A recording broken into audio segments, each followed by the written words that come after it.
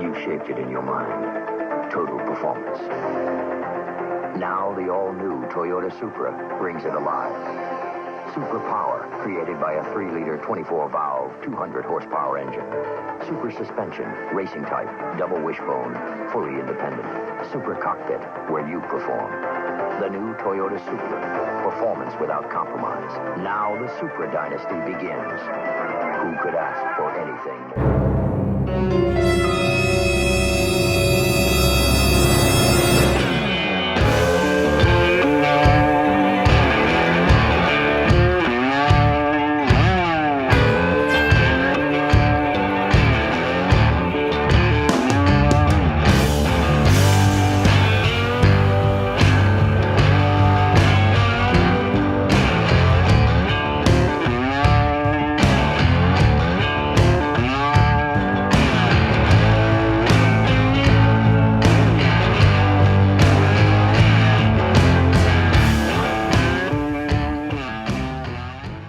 The hood didn't come with any installation instructions, and while installing the hood I ran into a few gotchas.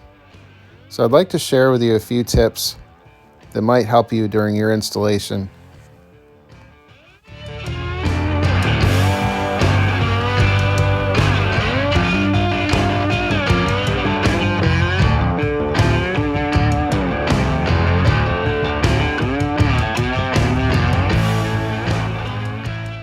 Stud right here.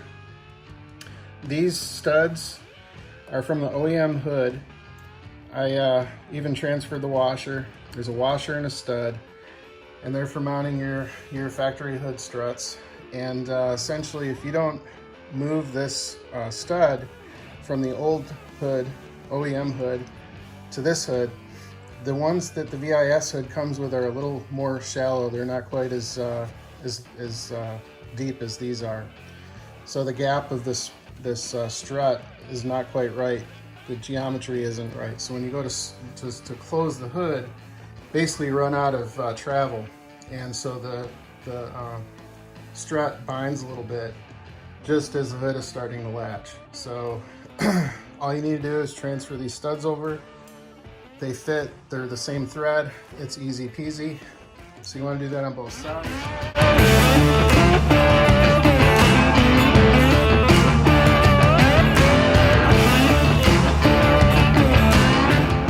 I found that the best struts to use are the old wimpy ones that wouldn't hold your other hood open.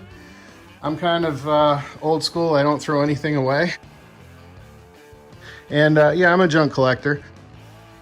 What I found is that it doesn't cause an extreme amount of tension on your hood as you go to close it. You can see I'm just kind of lowering it, and it's staying mid-air, but it's not really pushing up very hard. It's not like opening by itself. So it's actually like perfect. It's exactly what I would want. And it doesn't start to really want to close on its own weight until quite a way down. Right about here it starts to. So anyways, moral of the story is to not fold and buckle your hood, cause undue stress. Use some weaker struts. If you can find old ones that were retired, they're perfect. That's what I found. So it's always held up my hood, even in kind of windy days and shows, and it's never really failed me. So I'm sticking with that, and that's my story.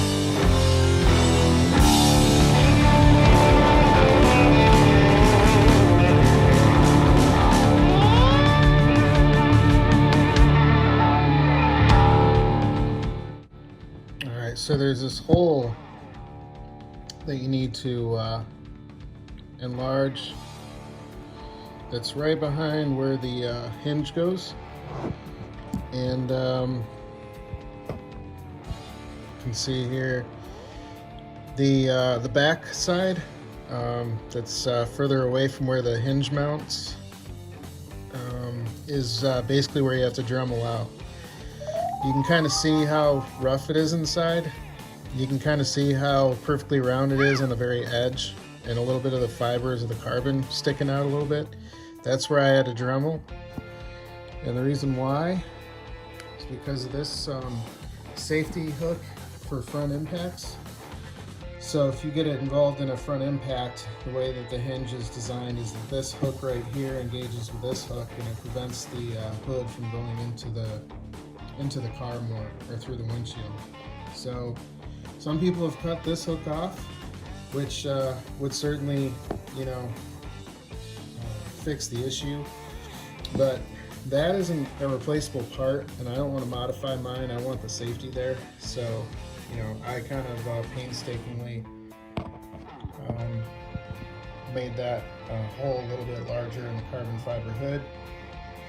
And as you can see on the other side, there's no damage or anything to the surface. So it can be done. It's somewhat tedious. You just have to really pay attention to the depth that you go.